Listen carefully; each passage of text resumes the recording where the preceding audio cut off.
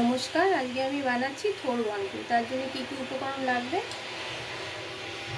একটা কুচনো আলু বা ছোটো ছোটো পিস করে কাটা, এটা সেদ্ধ করা থোড়, নারকেল বাটা, আদা আর কাঁচা লঙ্কা, দুটো কাঁচা লঙ্কা দিয়ে আদা বাটা,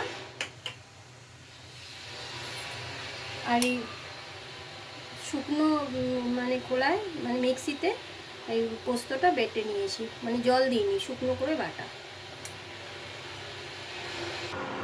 কড়াটা গরম হয়ে গেছে, এর মধ্যে আমি সর্ষের তেল দিয়ে দেবো।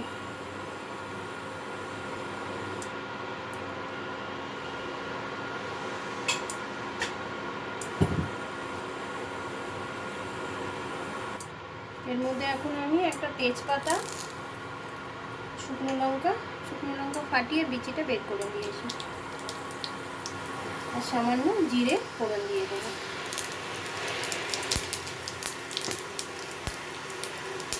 ওখানে আমি টুকরো করে আলুটা ভেজে নেব।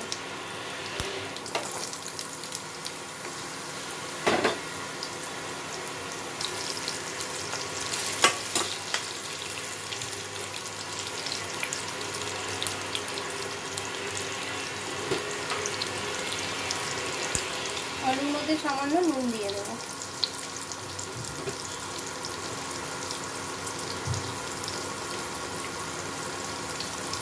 সামান্য হলুদ।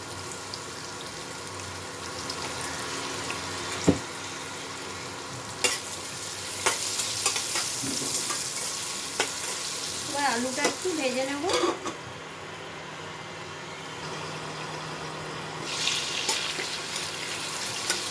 আলুটা ভাজা হয়ে গেছে, এবার এর মধ্যে আমি 1 চামচে ধনের গুঁড়ো আর 1 চামচে জিরে গুঁড়ো দিয়ে দিচ্ছি।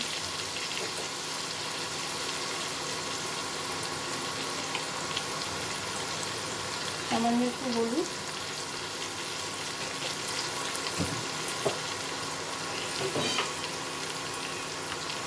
নুনটা স্বাদ মতো,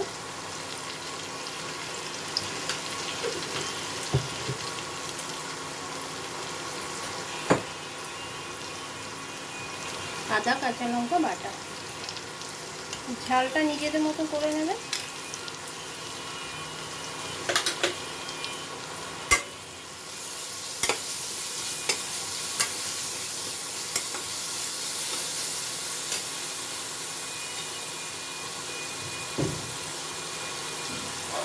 সামান্য একটু জল দিয়ে দিচ্ছি। এটা বেশি ঝাল হলেও ভালো লাগে না, হালকা একটু মিষ্টি থাকবে, তাহলে ভালো লাগে খেতে। আর একটু মশলাটা ভেজে নিই। মশলা ভাজা হয়ে গেছে,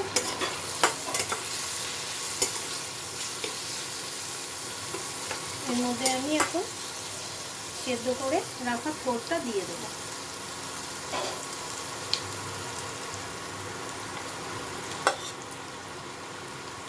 সেদ্ধ করার সময় সামান্য একটু নুন দিয়েছিলাম। এখানে 200 গ্রাম থোড় আছে, আপনারা চাইলে পরিমাণটা বাড়িয়ে নেবেন, আর তখন সব কিছুর একটু পরিমাণ বাড়িয়ে নিতে হবে।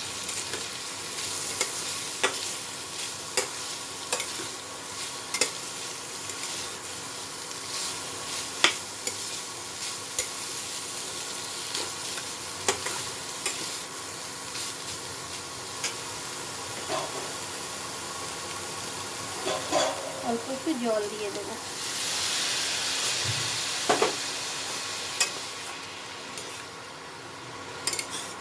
মশলার সাথে থোড়টাকে একটু কষিয়ে নিই।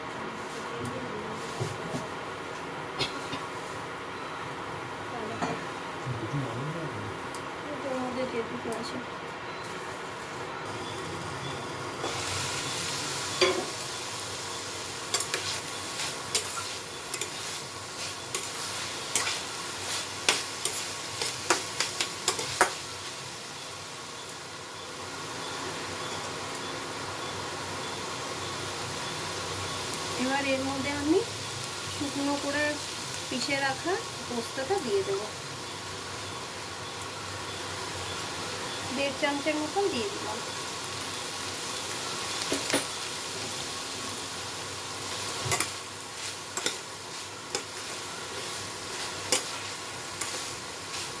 এটা খেতে খুব সুন্দর হয়, অন্যরকম স্বাদ লাগে খেতে।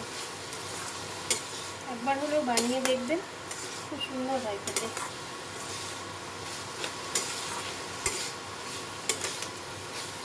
এবার আরেকটু ঢাকা দিয়ে পোস্তর সাথে একটু মিশিয়ে নিই।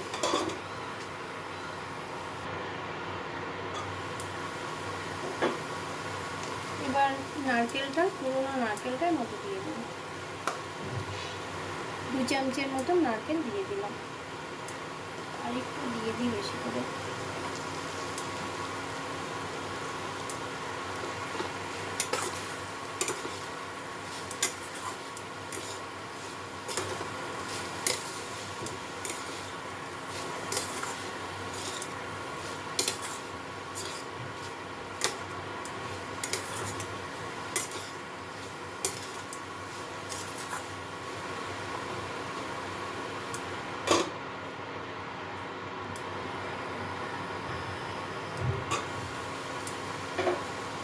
এর মধ্যে আমি এখন সামান্য চিনি মিলিয়ে দিচ্ছি।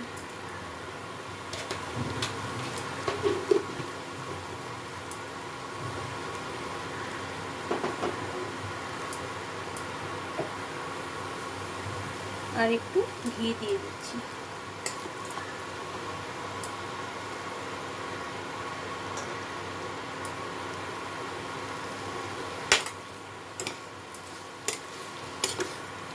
রান্নাটা আমার কমপ্লিট। এবার আমি সার্ভ করে নেব।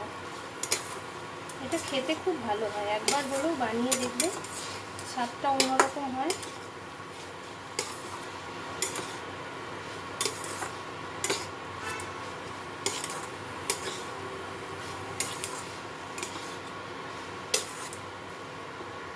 সেটা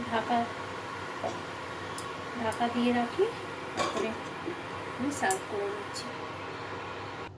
রান্নাটা আমার কমপ্লিট। এবার আমি সার্ভ করে নেব।